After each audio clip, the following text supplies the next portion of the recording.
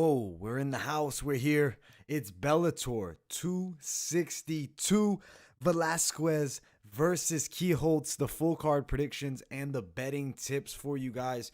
We got a good amount of MMA stuff to talk about with this Bellator card.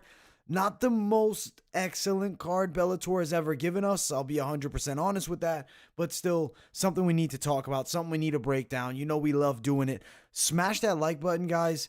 We need at least 150 likes on these Bellator full card predictions. If you're new to the channel, make sure to subscribe. Shout out to everybody watching live. John Darville, Hype MMA, Taj Lang Bali, Mohammed Bossman, XL Malone, Michael Key, Bruce the Goat, Selman Bundy. If you're watching live, feel free to chat it up with me. I'll be checking that live chat. If you're watching on replay, I'll definitely throw some timestamps down there. So if you're not interested in the Q&A aspect of the video, you can skip through it. But we got some interesting Bellator fights to talk about. I look forward to breaking them down. Thank everybody for tuning in. Without further ado, let's get down to the bottom. The first of the night here, the first fight. And I'll be honest, this Bellator card brings you some lower level MMA. Like, this is stuff you expect to see, you know, maybe on an LFA card. Charlie Campbell, 3-1. Nick Guletti, 2-1. Lightweight battle here between two guys who are emerging, you know, developing. They're still fairly young in this MMA game. On one side, from what we've seen of Campbell, I mean, he got a pretty good win in his Bellator career against Nyona Dong by the leg kick knockout. You know, it was like the calf kicks. It really emerged around that time. Like, those became the biggest thing. What was that? Like nearly a year ago? That's when the calf kicks really started taking off. Decent striking skill set and definitely a bouncy style with stance switches. I feel like he's pretty light on his feet, and definitely the low kicks are where he shines. A bit hittable with straight punches at times, but it's lower level MMA. So I expect these guys to have a ton of flaws. On the other side, Guletti is a southpaw who actually has a pretty solid wrestling skill set and a wrestling background. His style is going to be pressure forward, look to get the takedown, look to get the fight to the ground.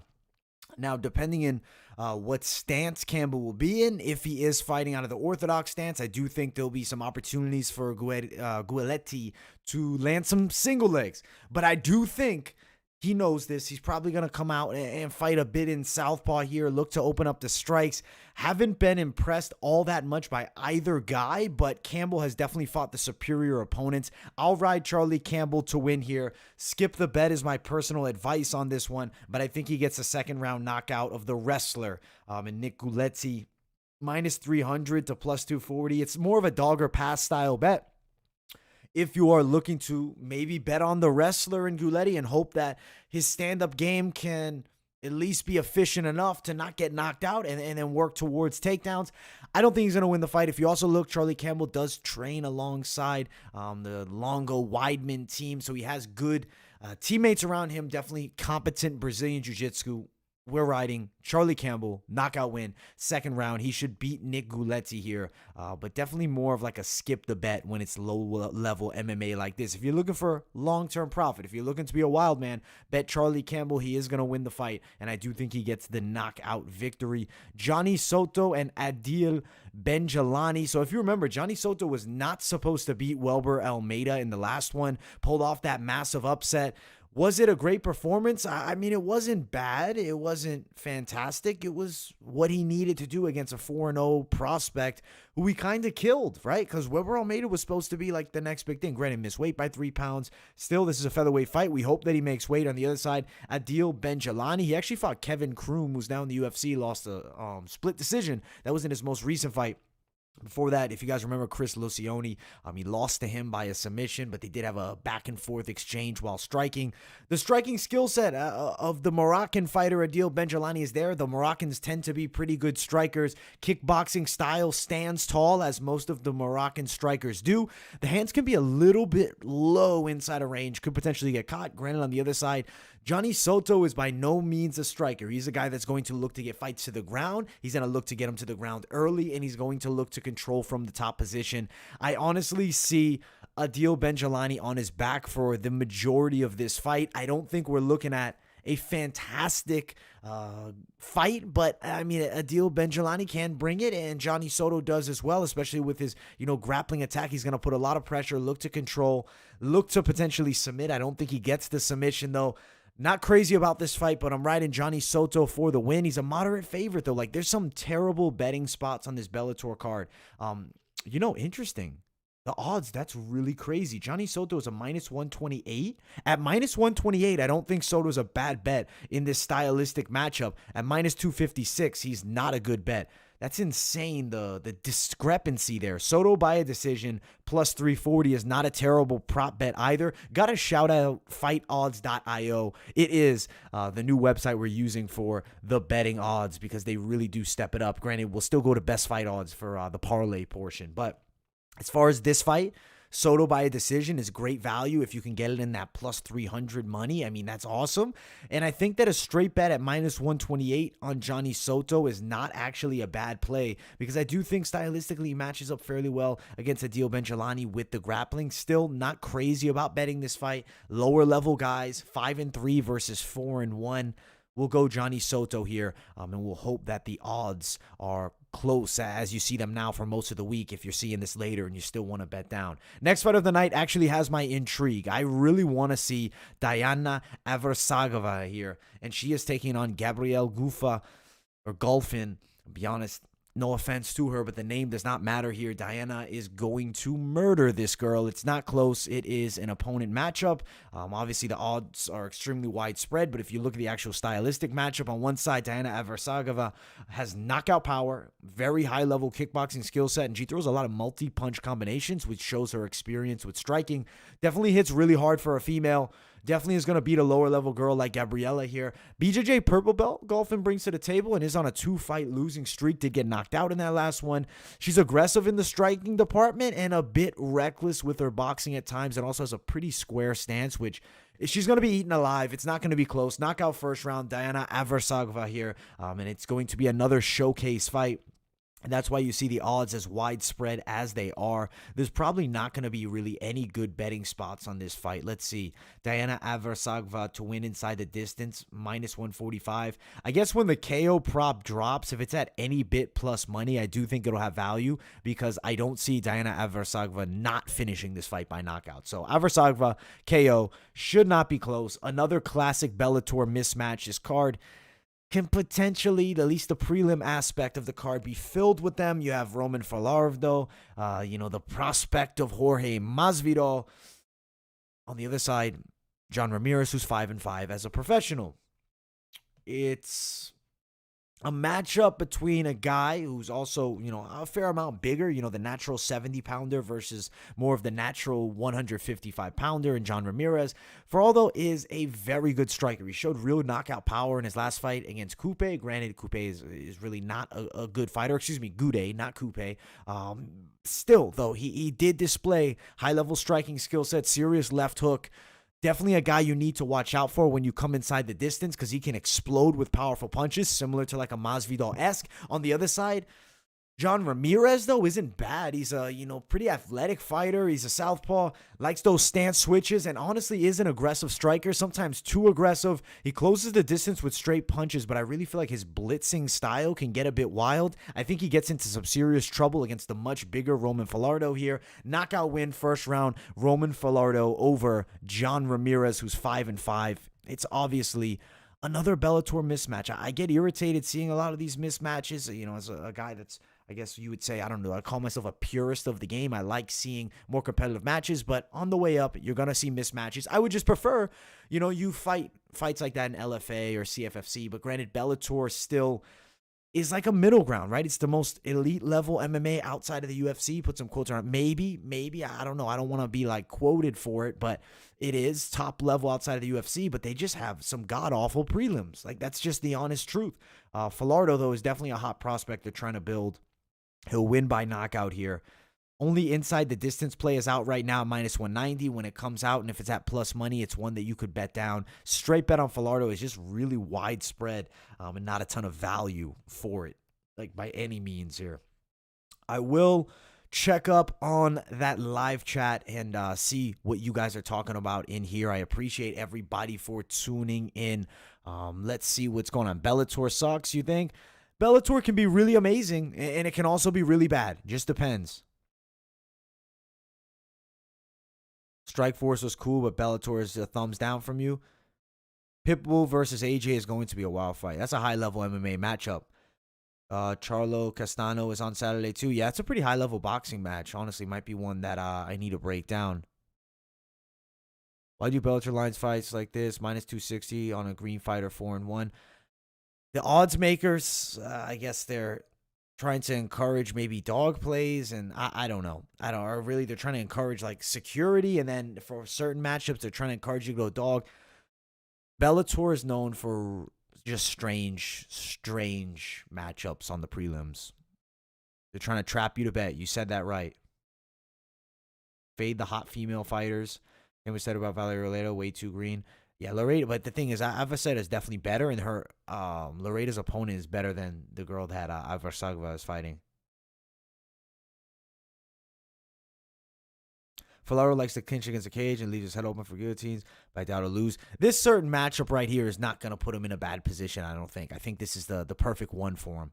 What up, G? I'm ready for this weekend. Great picks last week. Thank you, man. Thank you. What 3 fights parlays everybody going? We'll talk about parlays towards the end. When are the fights? It's Friday. Yeah, they're Friday. Yeah, the next Bellator card is going to be the shit. Am I going to break down the Brazilian LFA card? I want to. I'll plan to. I'll definitely try to do an LFA full card predictions. I enjoy breaking down the LFA because you know what you get with LFA. You get some decent fights, though. I'm a fan of LFA. All right, guys, but I want to get back to the predictions. Make sure you guys smash that like button. We need a good amount of likes on this video. As I said, we need 150. It's Bellator. It is high-level mixed martial arts towards the actual main card. On the prelims, though, you're going to see some lower level stuff, but you can definitely see some prospects on the rise. Next fight, prospect matchup, Cody Law versus Theodore Makuka.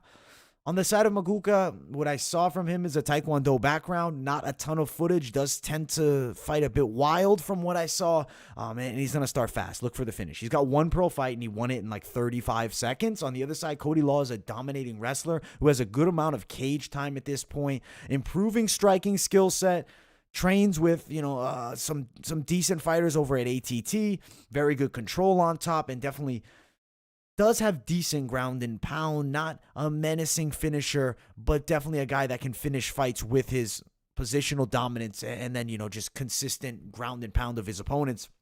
I think he's definitely going to beat Theodore here. I'll ride Cody Law for a second round knockout, but just, odd action.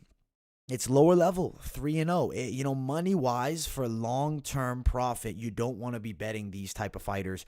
Cody Law is a minus 1,000 or more favorite. I'm not even going to think about touching that line. I don't think there's any value there at all. I don't even think it's worth throwing in the parlay for the extra $10 it might give you. I really don't think it's worth it. I'll lean you towards just skipping. Law to win inside the distance is at plus money. That's interesting. I think he could get the win inside the distance. But there's a lot better bets to be made with mixed martial arts throughout this week. Not just Bellator, just mixed martial arts in general. So bet intelligently. I'd skip the bet here, but Cody Law should be a dominant fighter in this matchup and put a second round TKO over Theodore Makuka here in this matchup.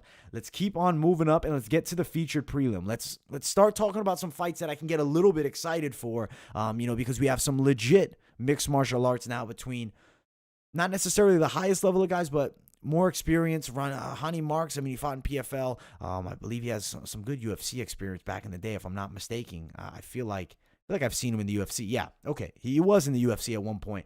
I remember actually when he was fighting in the UFC, that Romero fight, that really sticks out to me. Unfortunately, he didn't have a long run in the UFC, went over to World Series of Fighting, had some mixed results, went back to PFL, had some mixed results, some unfortunate, 1-2 record. He won his last fight before he left there, loses to Linton Vassell, but there's no shame in a loss to Linton Vassell. Saeed Soma coming off a loss in his last fight, that was against Tyrell Fortune, but does have wins, in the Titan FC. He was the heavyweight champ there. Granted, if you look, not the most elite level guys that he's fighting, but still, 17-7, a win over a guy at that caliber.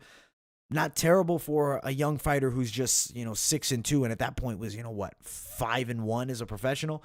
I think that in this matchup, though, Honey Marks is going to give him a difficult fight because Honey Marks is very well rounded at this point. His striking skill set has improved, I would say, tenfold over the past couple years. Still, the grappling is where he shines. He'll close the distance, look for the body lock, look to get the takedown, look to work control from the top, and potentially set up some submissions from there. On the other side, though, Saeed Salma, he's a pretty decent striker who moves laterally, and honestly, he feels really comfortable fighting with his back against the cage. I think that could be a lot of trouble, though, because I think Honey Marks going to give him some issues inside of that clinch. Saeed does have some decent hands pretty quick. Solid jab to the body followed by that straight to the head, and also does have some nice chopping low kicks. I don't really think that he has the tools to beat Honey Marks, especially that I don't believe Honey Marks is by any means a shot fighter. He's 33. That's very young for heavyweight. I think that Honey Marks can win a decision in this matchup. Marks sitting actually at the plus money. That kind of surprises me a bit to see Salma, who's good, but not great, and he's not going out there finishing guys. I think Honey Marks wins this fight by a decision at that plus 164 tag. I think he's an excellent underdog. I think he's going to get the win. And I think he'll do it with a lot of clinch work, a lot of grappling, potentially some striking exchanges, but I don't expect a ton. I feel like this is a good dog play here. I don't know why Salma is the favorite in this matchup. Riding Honey Marks as the underdog, he should get the win. Honey Marks by a decision, plus 335. Don't love that bet. I'd rather just take you towards betting him straight. He should get the win, and he will be at that plus money in his fight here against Saeed Salma. Let's get up to that main card. If you haven't yet, smash that like button. We're breaking down these Bellator 262 fights, giving you guys some betting tips as well. When all the props release, I will do a deeper dived betting breakdown, probably like a best bets video like I'll do for the UFC. So make sure to tune into that. Smash that like button. We need that 150 likes or more. Subscribe if you guys are new to the channel. We cover all things MMA, Bellator, PFL, UFC, and we also cover some regional stuff like LFA as well. We're talking about this fight, though. It's the first fight on the main card. Hot prospect Johnny Eblen versus Travis Davis. Davis is unbeaten, 5-0 as a pro boxer. Does that mean anything in mixed martial arts? I mean, it definitely means that he can punch. You look at his opponent, though. Johnny Eblen is a hell of a wrestler. Red hot prospect, I would say. This win gives him the fight that he needs to then maybe emerge, into some form of contendership in this Bellator middleweight division. He's 29 years of age. I think he's in his prime at this moment. Very aggressive with his wrestling attack, but also has really improved the striking. You saw that last fight. Massive knockout of Daniel Madrid. Put him unconscious with like a flurry of shots, almost like a Masvidal-esque as he ran inside. Obviously does have that training with Jorge Masvidal as a teammate. Explosive hands. And definitely the wrestling skill set is going to be a serious threat for Travis Davis, though. Because Davis being a 5-0 pro boxer, I think Eblen will have a, serious respect for the stand-up game. Because from what I've seen of Davis, he does actually have some good kickboxing skills. Definitely his 1-2 combination is money. You're a pro boxer. You're going to have those skills. But he's actually not bad on the ground. 7 wins by submission still. This matchup here, Eblen is going to definitely give him some serious issues with that wrestling. I know Eblen in his mind thinks he needs impressive performance to move forward, earn himself a top-ranked contender. I believe he's going in with that bad intentions of that. I think Johnny Eblen will get a second-round ground-and-pound TKO of Travis Davis here. I am riding Johnny Eblen to win this fight.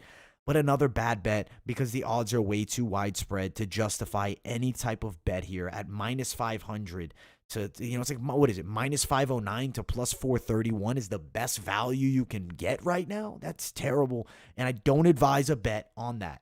Eblen to win inside the distance, minus 105. Eblen by a decision, plus 160. I'll take you towards skipping the bet here. Watch the fight. Maybe a parlay edition for Eblen, but really not going to be a ton of value coming back your way. So for the long term, not the best idea. But still, I have him winning the fight, and I am excited to see this performance. As a hardcore MMA fan, as someone that studies the sport, I actually am really high on Johnny Eblen, and I'm excited to see more from him. He's beaten Taylor Johnson, Madrid in the last fight. Lots to like. He's going to beat Travis Davis here. Johnny Eblen for the win. Second round ground and pound TKO. Let's keep on moving up. Arlene Blencowe versus Diana Silva. Fun fight? Maybe. Could also be a snooze fest. Women's MMA, especially at 145, especially outside of the UFC, just kind of the weirdest thing ever. I mean, women's MMA in general can be really strange, but now when you get it at a lower level, you're looking at some weird fights. On one side, Diana Silva had a decent performance against Julia Budd in kind of a snoozer fight. It was okay. She's a pretty quick striker with lots of hand movements from mid-range. Like, she'll just constantly be moving her hands, trying to set up feints and whatnot. Does attack well with low kicks and has okay punching too, but I'm not going to say she's a great boxer. Arlene Blencowie on the other side, a solid striker. Definitely faster than Diana Silva. As far as her striking goes, she's actually really light on her feet as well. It has some money kicks to the legs. Also has a really nice jab. Blencowie is the shorter girl, but not substantially. I feel like Diana Silva controls range okay because she keeps her hands out far, but I don't think it's going to be all that effective here. I think that Arlene Blencowie will find a way inside, maybe some awkward clinch exchanges. I don't think we're in store for an excellent matchup, but I do think Arlene Blencowie for the win by a unanimous decision. She is going to beat Diana Silva. Close money here-ish, minus 142 Blencowie. For Silva, it's plus 128. I don't think that's terrible value, but it's women's MMA. I'd advise you, if you are going to bet it, Blencowie for the decision victory at plus 115. Maybe you sprinkle it down. Maybe you sprinkle her straight. Maybe you put her in a high-risk parlay. But don't bet the house on women's MMA, and especially featherweight division outside of the UFC. And it's not Chris Cyborg. It's not Amanda Nunes. It's not the upper echelon like a Kayla Harrison.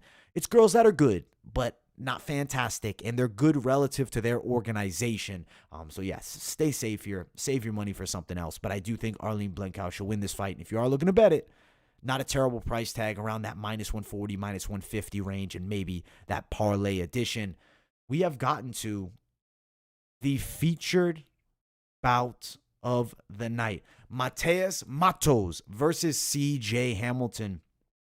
A matchup I think we can all be pretty excited for because CJ Hamilton is actually a pretty dynamic striker. He throws some looping, spinning shots. I mean, he'll throw spinning back kicks, spinning side kicks. The guy just has a pretty diverse and athletic striking style. He's a really wide stance. Granted, potentially opens himself up for single legs with that really wide stance. Mixes the stances up well, but let's be honest, Hamilton is by no means a bad wrestler. His last fight, he got beat up. Magomedov, that man is a straight monster. CJ Hamilton's not even close to that level. Mattos also lost to Magomedov in the last one, but we have to note, Mattos went the distance. Hamilton got finished. Another thing we have to talk about, Mattos has been in there with top-level names like Petr Yan. He's an Ultimate Fighter Brazil veteran. CJ Hamilton, split decision victory over a 13-11 fighter in his most recent win in DJ Fuentes. Mattos definitely is an aggressive striker who looks for knockouts. I mean, he does have some power in the hands. You got to watch out for that dangerous check left hook and a really powerful straight that'll throw down the line. He's a Pitbull Brothers fighter, and those guys are all straight animals out of that camp. Also has some decent Brazilian jiu-jitsu skills. He's an explosive guy on the feet, could potentially hurt CJ Hamilton, but also I think he'll shine on the ground here. He's fought the better guys. Hamilton finds himself in trouble on the ground. And I think that Mattos wins this fight by a submission in that second round. He's going to beat CJ Hamilton here. The odds of it, again, these cards, man, they're kind of just giving you bad looks for the bets. Minus 275 for Mattos, CJ Hamilton plus 215. Let me find where the props are at right now. For a finish inside the distance for Mattos plus 120. When the submission prop does drop, it is going to be better than plus 175 at the worst. I would like to see it at plus 300. That's a valuable prop bet. That's what you want to throw down on Mattos by a submission in, don't round it up. I was going to say in the second round, but that would be the real Mystic Mac pick. I think Mattos wins by a submission is a good play as far as prop betting goes. He's an okay parlay addition, but definitely they're keeping those lines those lines wide, to lower, I guess, your potential of betting and your interest in betting. But let me check up on that live chat and see what is popping. Shout out to TMBDM for the donation. I appreciate you. Also, shout out to Hype MMA for the donation to the channel. And he's asking me, good day, my guy, early pick, AJ McKee versus Pitbull. Well, this is the early prediction, and I have to say I am going to ride with Pitbull, but it definitely could go the other way. Another donation. Man, you guys are fantastic with these donations. I appreciate all you guys. Taj Lang Bali with the donation. Shout out to you. All you guys, I really want to say shout you out. Thank you guys all. Like, you guys are all fantastic. Everybody tuning in, donating or not, I love you guys, but really I do appreciate those donations, and they will be used wisely for the channel. Let me catch up on this live chat over here because I need to see where we are at. Bellator will be on YouTube. Yeah, they'll have some of it on YouTube. Theo is like plus 800. Matt Mitrione's a co-main event. Yeah, we're about to talk about Matt Mitrione real soon. Do you like Makuka? Faded sides. He's getting the first round KO. All right, maybe. Laws only fought Cans. Yeah, you're right. But has Makuka fought anybody? I'd say no. Fortune and Velasquez parlay definitely could be a casher. What's your 2-fight parlay of the card? We'll talk about that in just a moment. But definitely going to be a couple 2-fighter parlays. KSW, Bellator, plus FA, plus UFC, just to make profit off these cards. Not a bad idea, but just be safe. Just be safe. Don't go too crazy. Don't go too crazy. No KSW on your bookie? Have I seen Jessica I's OnlyFans? I never even knew she had an OnlyFans. The odds are insane at KSW. I got to check out KSW. You like Marks at the value spot too? It's kind of buns though. Yeah, he's got a lot of experience, but no, he's not great. You're big on Evelyn? Yeah, I think he's good, man. There are a lot of mismatches throughout this card, bro. Johnny should win. He has good wins over Daniel and Taylor Johnson. 6-1. Yeah, the hardest thing would be the finish. But, you know, we might see Johnny Evelyn win a unanimous decision. Travis only finished 2 times because of cuts. Arlene wins with volume, definitely. Charlo Islam parlay minus 160. Okay, I like that play. I think Charlo will probably win his fight, but I haven't done my full detailed research for that boxing stuff. More coming after Saturday Trust, bro. Thank you, Taj. I appreciate you. I appreciate you all. You guys are fantastic. Getting Jar Stroke. What do you think of the video I sent? Yeah, I did watch it, man. It was pretty funny, man. You're a confident guy standing up in front of the Mystic Mac fans, dude. That's funny shit. All right, we got to get back to the predictions. Smash that like button if you're watching, whether live or on replay. Love all you guys. Thank everybody so much. The donations, just the continued support. You guys mean the world to me, and I am here to give you guys the best predictions possible. And we're going to talk about that co-main event of the evening. This is where the action really starts to heat up, in my opinion. Tyrell Fortune, Matt Mitrione. You got one side. Mitrione at one point was a fun UFC contender. He knocked out Derek Lewis in seconds into that fight. But he looks like dog shit in the past few. He's getting taken to the ground, controlled and ground and pounded against good grapplers. His takedown defense has always been a weakness, but it seems to be worse and worse. His boxing seems to be less effective. He seems to be slower than he once was. Doesn't really have that same footwork and speed. I think this matchup, it's going to be a showcase fight for Tyrell Fortune. On the side of Fortune, you have a very good wrestler who's definitely looking to improve his striking and is constantly working on it. Top control is solid. Ground and pound is excellent. But I will say he's by no means a world beater at this point. I feel like Matt Mitrione, prop bet by a KO, is going to have value because I think he can catch the chin of Tyrell Fortune on a takedown attempt. But that's not my prediction. That's just a good bet idea. My pick is going to be Tyrell Fortune to win by knockout in the 3rd round. I think he uses an overwhelming style wrestling attack, constantly grinding on Mitrione. Tyrell Fortune for the victory, and he does so by that TKO in the 3rd round. Should be an interesting fight at the very least here. I hope that we see a better Matt Mitrione because he's just looked bad lately. Odds sitting around minus 330 for Fortune, plus 289 for Mitrione. As far as Mitrione wins inside the distance, plus 335. So the knockout prop will be probably at plus 500. Not a bad play. Fortune wins inside the distance, minus 215. Don't love that bet.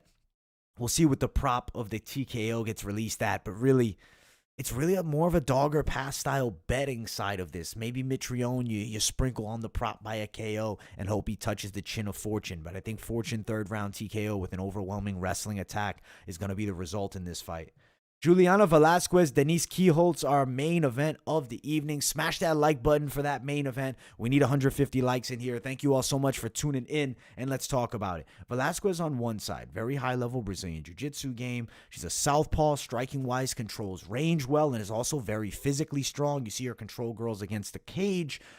That pressure style works well with the clinch attack. not worrying about being on the ground. Granted, Kielholtz not really going to threaten her with offensive wrestling. Granted, does have a pretty decent judo background, but Kielholtz is a monstrous striker. 47-3 as a kickboxer.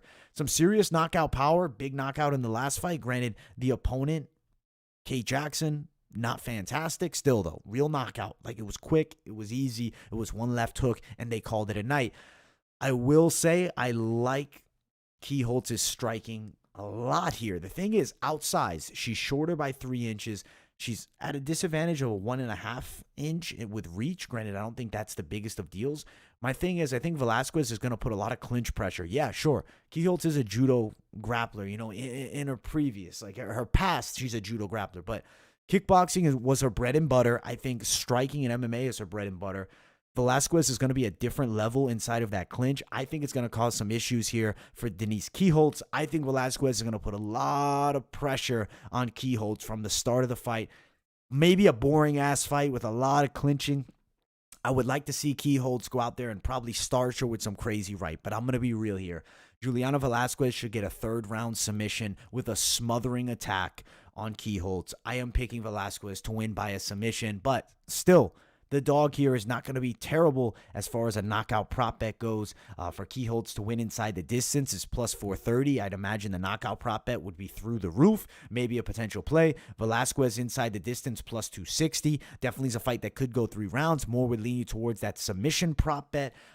Is there a chance it goes the distance? Definitely possible. We could see 5 rounds of control, but I think Velasquez finds a way to get the finish towards that 3rd round and really tires out Kielholtz with that grappling style of attack.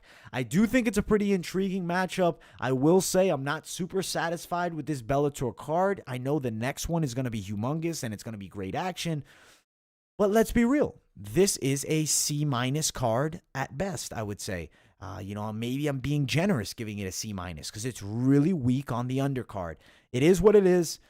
It is what it is. The main event's not all that great. The main card is not all that awesome, but it's the fight game, and we get to see fights, and that's number one, even if, not the best action possible, not the best names that they could bring to us. Still championship on the line, flyweight division, pretty competitive weight class inside of Bellator. I am looking forward to this card, and I want to check up on the live chat and see what you guys are talking about here. Everyone won last week. The face of the fight game. Your wife is your fucking husband. Shout out to you, Chris Breezy. McGregor's still the funniest shit Dustin ever said. Hopefully Fortune gets it done. Hate the odds, though. Yeah, there's definitely some weird odds on this card. 6-2 fighting for a belt. Welcome to Bellator. But we got to talk about it. Prop bets. Excuse me, not prop bets. Parlays. We got to talk about it. Parlays. Some parlays to play, which are going to be a little bit risky. And you know what sucks, though? Linton Vassell was supposed to be on this card. That would have got me way more excited. If we would have had Vassell, would have been a different level of excitement for me. But is what it is. That is the fight game. All right, let's say we put Juliana Velasquez and a Johnny Eblen play minus 174. Now we're getting dangerous, right? Do we put in Roman Falardo and bring it to minus 112? Terrible odds. Oh, I'm feeling disgusted just looking at this. I really don't want to bet this price tag at all. Johnny Soto would bring you to plus 219. If you took out Falarde and you put on Soto, or maybe you take out Velasquez. Let's take out Eblen. Juliana Velasquez and Johnny Soto, 2-fighter parlay plus 125. If I have to give you one that's value-wise worth it, but really, this card is going to be high risk for the bets. You can maybe add in somebody like a Charlie Campbell, brings you to plus 200, but he's low-level MMA, and I advise against betting anything like that unless it's wild man parlay. I'm not concerned. That money is, if you are thinking of parlays as lottery tickets, sure, play it with some lesser quality fighters. But if you're thinking of parlays as an investment, keep it with 2 or 3 fighter max on this card. If I have to give you one more, maybe you put Tyrell Fortune minus 350, brings you to plus 190, but I really don't like it. Eblen brings you to plus 166. I don't like it at all. If you put Fortune and Eblen, good luck. We'll say a prayer before it. Plus 242. That's really the biggest stretch I'm going to give you guys for the parlays on this card. We'll go deeper with the full card betting breakdown, but I really don't want to stray you guys in the wrong way. You could also maybe put Mattos if you really needed to, plus 367. But there's some scary bets on this card, and somebody with these favorites eventually gets caught, goes down, and loses the fight. I feel like Juliana Velasquez Mattos isn't terrible, but the value is not going to be great. Soto Velasquez isn't bad. Soto Mattos Velasquez isn't bad. Eblin should win. Like all these fighters that I've listed, I really feel should win these fights. But betting wise, could be in a bit of danger zone. If one of them has a bad performance, and the value just really isn't great. The odds are wide on this card. It is, unfortunately, a trend. Bellator tends to have just bad betting odds. That's the honest truth here. Should probably just bet all underdogs and come out plus money. LFA's cards make this one look like an amateur promo. I know LFA has some better stuff. I really want to see Aljo versus Yan 2 and Usman versus Colby 2. I'm with you on that. Those are the two fights I'm really hyped for, and I think they should be on the same card. Colby Usman 2, main event, Aljo versus Yan 2 in the co-main. I like that idea. I'd be open to it. Eblin, Faraldo, Mattos, Law. I like Mattos. Yeah, I like him. He should be. Yeah, should is the key word. There's no locks in these cage fighting, especially in Bellator. Colby versus Usman and Izzy versus Whitaker November card. Okay. I'd watch that card. Izzy versus Whitaker and Colby Usman is dumb as fuck. I feel like they should separate them, personally. I would rather see the lighter guys with the heavier guys. I don't want to see middleweight and welterweight on the same card as far as the pay-per-views would go. Conor versus Dustin 4 is bad. Dude, it's going to happen. You know they're going to do Conor versus Dustin 4. Usman versus Colby 2, main event. Aljo versus Yan 2, co-main event is perfect. I actually agree with Mo Lester. I got a shout out to you, man. I like that play. Bellator has boxing odds. Bro, Bellator does have some boxing odds, man. Bellator just unfortunately has some really shitty odds. You can make money betting Bellator, but don't be a dumbass. That's my best advice to everybody planning betting Bellator. Don't go crazy. Don't think that these locks of these young fighters, with these crazy odds, they're definitely going to win. You can throw $1,000 at it. We saw a guy that was really supposed to win. I can't remember the name, but it was a wrestler on the rise, taking on a guy who was like 1-11 as an amateur fighter. And he got knocked out in 10 seconds. And that was the last Bellator card. So, tricky. Usman versus Colby, Whitaker versus Adesanya, Gastelum versus Cannonier. Those are some fire fights, man. I'm excited for all of it. I want you to call Ezra. Nah, we can't do all that, man. Come on, Mo Lester. Would be FYE card. That would be fire. They love setting up prospects, definitely. And then the prospects sometimes get slept, too. So, I guess you find out who's real and who's not. I don't think Conor's going to take a fight in the interim, man. I don't think Conor is going to take a fight in the meantime because I think he's guaranteed a shot. Huckett. Yep. Yeah, that was it. Huckett. Shout out to you, man. Shout out to Thomas for letting me know the name. I forgot about that guy's name, man. I felt bad, too, because I DM'd him, how you going to win? And then he ends up getting knocked out. I was like, damn, did I give him the jinx? Conor loses to them all. I think he beats Dariush, though. Dariush is a tough fight, but I think he could knock out Dariush. I don't know. I don't even want to see that Dariush fight because Dariush, let's be honest, I love him. He can be fun, but he also can be the snooze man. I want to see Rafael Dos Anjos maybe versus Dariush. Like that could be an intriguing matchup. Tony Ferguson McGregor intrigues me for whatever reason because both guys are just on, a bad downfall. So maybe put them up against one another and let's see who survives. Conor should fight Beneil or Chandler. They're both easy matchups. They both have glass chins. I feel like he could knock out Beneil and Chandler. I think he could beat both of those guys, potentially. But let's be honest, man. Conor has not looked great in years. Who knows what Conor really has left? We'll find out. We didn't get to see it. At the end of the day, that fight did not end in a fashion that I can be like, okay, Dustin is definitely levels above. I think Dustin is fantastic. I think Dustin is a great fighter. But I do want to see him and Conor a fourth time if their lines end up matching up. If not, Dustin did sleep him in the last one, so it is what it is. Conor beats Dariush, RDA, and Chandler. Not sure about Conor beating Gaethje, but he could. I think Gaethje would be a hellish fight because of those fucking low kicks, man. But I think he could hurt Gaethje too. I think RDA would be a harder fight for Conor than a lot of people would anticipate. I think RDA would actually give him a lot of trouble. I don't know, man. Conor McGregor has not looked good in so long, guys. It sucks to say, but it's the truth. He hasn't looked good in years. If he goes out and he wins a fight against Tony Ferguson, that's great for his stock at this point. I think Dustin is that good, though. I will agree. I think Dustin is that good. I don't think that it's Conor's not that good, but is Conor actually top 2, top 3? Maybe he's top 7, top 8. The fight game moves on with or without you, man, and Conor seems to be left behind a bit. Oh, dude, I love Conor. I'm a big Conor McGregor fan. I've always been a Conor fan. At the end of the day, everybody hops on the bandwagon, but I've just genuinely liked Conor. I mean, he's a super likable personality to sell fights. But Dustin, you know what's funny? I was actually a big Dustin Poirier fan, especially when I was young. Dustin Poirier was one of my early favorite fighters that wasn't a championship level. And I remember when him and Conor fought, I'm like, Dustin's gonna knock him out. He's gonna end this Irishman. And then next thing you know, Conor kills him. And then years later, I pick Conor, and then Dustin obviously beats him twice against the pick there. Good for Dustin though. Conor was kicking the hell out of the leg, man. There was a video Joe Rogan popped out. It seems like he actually hurt himself when the teep was thrown, and Dustin's elbow caught his shin. People need to realize that shots Dustin took in the second Conor fight with KO Chandler and Beneil, but he needs to stay away from Gaethje. Potentially Netflix movie. Tony fights dumb as Conor wouldn't get any respect for a win. I feel like Tony and Conor would still be fun though.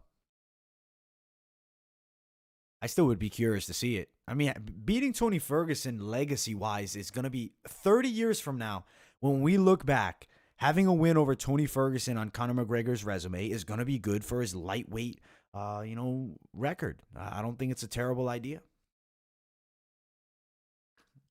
Now, is Tony Ferguson the world beater that we thought he was, or even maybe that he once was? Absolutely not. But still, I feel like it's a good win on the resume. I'd want to get that piece. I want to see Gaethje versus Chandler, and I think you do Poirier versus Oliveira, assuming that Poirier beats Oliveira. Now we're doing McGregor versus Poirier 4 probably, because the UFC is money. However that fight goes, it goes. And then Gaethje versus Chandler.